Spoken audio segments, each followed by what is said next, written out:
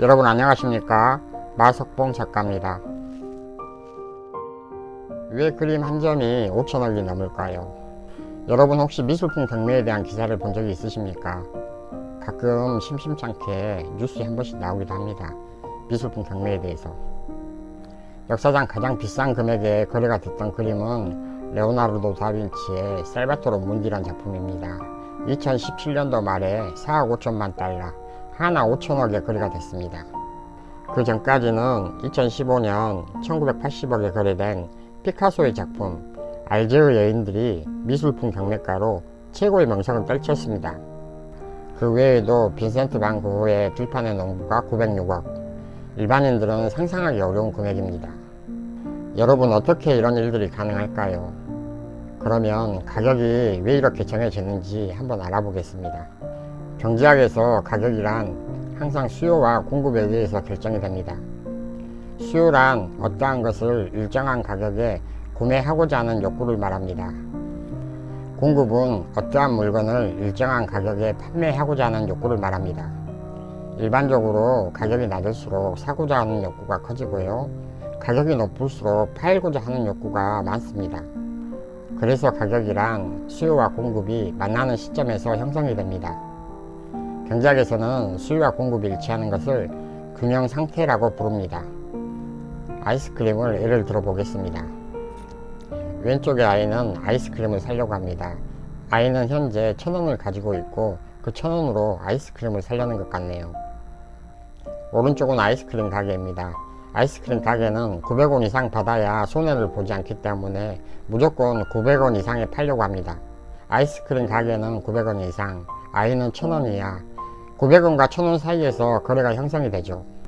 그렇다면 유명 미술품은 왜 높은 가격에 수요와 공급이 이루어질까요? 인류 역사상 가장 최고의 작가는 레오나르도 다빈치, 파블로 피카소, 빈센트 반 고흐, 지금 생전에 있지 않고 다 돌아가셨습니다. 그래서 같은 작품을 재생할 수도 없고 새로운 그림을 탄생시킬 수도 없기 때문입니다. 게다가 역대 최고가에 낙찰된 살바토르 문디는 다빈치가 남아있는 작품 16점 중 유일하게 개인이 소장할 수 있는 작품이었다고 합니다. 미술 애호가로서 소장할 수 있는 다빈치의 유일한 작품이죠. 그래서 부르는 게 값입니다. 작품은 하나고 그 작품을 소유하고 싶은 전세계 미술 애호가들은 엄청 많고요. 또 미술품 경매를 통해 작품이 거래되는 것도 높은 가격 책정의 중요한 요소입니다. 사전에 가격 책정이 안 됐으므로 경쟁자들보다 더 높은 금액을 써야만 그 작품을 소유할 수 있으니까요. 이러한 이유 때문에 대가들의 작품은 천문학적인 금액으로 거래가 됩니다. 수요와 공급이 비단 미술품만의 이야기는 아닙니다. 우리가 일상을 살아가면서 무언가를 살 때 모든 게 수요와 공급으로 이루어집니다. 주역에서 천지의 움직임을 원형이정이라고 말을 합니다. 원은 봄을 이야기합니다. 봄에는 밭을 갈고 씨앗을 뿌립니다. 형은 형통할 형의 여름이죠. 씨앗이 자라고 열매를 맺으려고 무성하게 자라는 중입니다. 그러려면 물도 주고 거름도 줘야 됩니다. 나는 네트워크 마케팅 사업을 왜 하는 걸까? 가끔 파트너 사장님들에게 물어봅니다. 사장님은 네트워크 마케팅 사업을 왜 하십니까? 1억 벌기 위해서요. 1억 벌어서 뭐 하시게요? 좋은 차도 사고 좋은 집도 바꾸고 노후에 연금성 소득이 나오니까 노후도 보장이 되잖아요. 그래서 네트워크 마케팅 사업을 합니다. 그런데 1억이란 돈을 매달 벌 수 있는데 왜 90% 이상이 중도에 포기할까요? 그치 좀 이상하지 않습니까? 그만두는 이유는 간단합니다. 그것은 동기가 다 소진되었기 때문입니다. 동기, 모티베이션은 우리 인간을 일할 수 있게끔 하는 원동력입니다. 힘이죠. 배가 고프면 밥을 먹는 동기를 이야기하고 잠이 오면 잠을 자야 되는 동기를 이야기하는 겁니다. 학자들이 말하길 인간은 동기가 없으면 일하지 않는다고 합니다. 그럼 도대체 동기가 무엇일까요? 하나는 내적 모티베이션이고 또 하나는 외적 모티베이션입니다.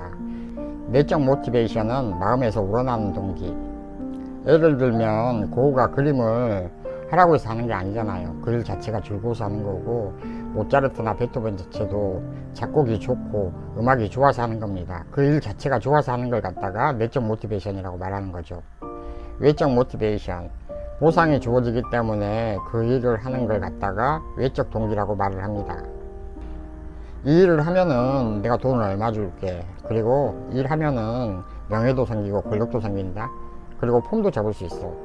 그렇게 외부에서 사회적 보상이나 물질적 보상이 주어질 때 일하고자 하는 마음이 생기는 것을 외적 동기라고 말을 합니다. 학자들 연구 결과에 따르면 마음에서 일어나는 내적 동기는 매우 강하고 능동적이고 지속시간이 매우 길다고 합니다. 외적 모티베이션은 보상이 주어지지 않으면 일을 안 합니다. 수동적이고요, 지속시간도 짧고요. 처음 사업을 하시는 분들에게 월 1,000만원, 몇천만원 이렇게 말을 해서 순간 환상이 생겨서 일은 하지만 중도에 수입이 별로면은 일을 많이 그만둡니다. 어떻게 하면 지속적으로 일을 할 수 있는 내적 동기를 가질 수 있나요? 학자들이 말합니다. 첫 번째는 자율성, 주도성이라고. 그 일을 누가 시켜서 하는 게 아니고 내가 주도적으로 일을 했을 때 내적 동기가 한 부분이라고 말합니다. 내가 하기 싫은 일은 죽어도 안 하죠. 그게 인간의 본성입니다. 그래서 내가 하고 싶게끔 자율성, 주도성이 주어져야 된다는 이야기예요. 다시 말해서 파트너를 리더로 성장시키지 않으면 안 된다는 말입니다. 내적 동기의 두 번째는 도전적인 과제입니다. 네트워크 사업은 날마다 반복적인 일입니다. 그리고 각양각색의 사람들이 모여서 함께 일을 하는 곳입니다. 그래서 이들을 리드하기가 어렵다는 이야기죠. 그래서 자율성, 주도성이 필요하다는 거죠. 세 번째는 자신감입니다. 자신감이란 그 일에 대해서 전문가가 되면은 자연스럽게 나옵니다. 그래서 네트워크 마케팅에서 내적 동기가 일어나려면은 사업에 대해서 많이 알아야 된다는 이야기입니다.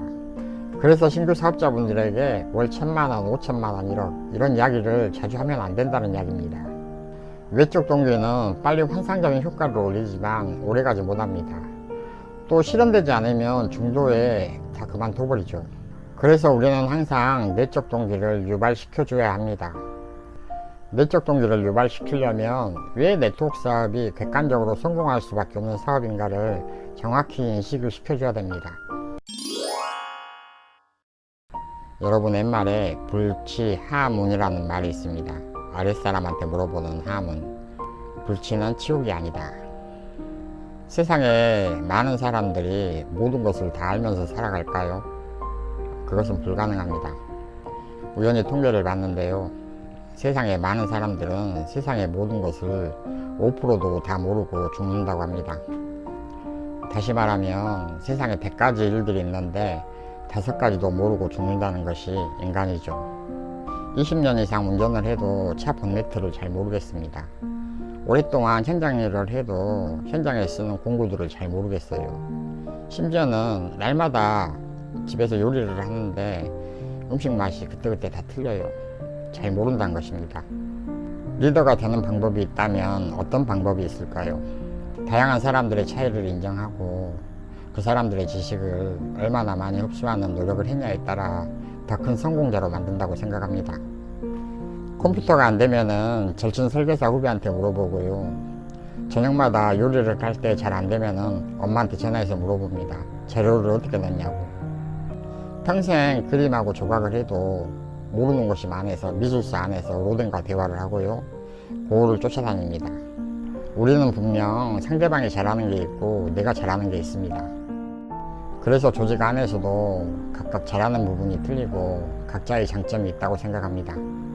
여러분, 우리는 항상 상대방과 다름에 대해서 인정을 해야 됩니다. 차이도 인정을 해야 되고요, 궁금한 게 있으면 물어보고 또 도와주고, 그렇게 슬기롭게 사업을 할 때 더 큰 리더로 성장이 된다고 생각합니다. 감사합니다. 마석봉입니다.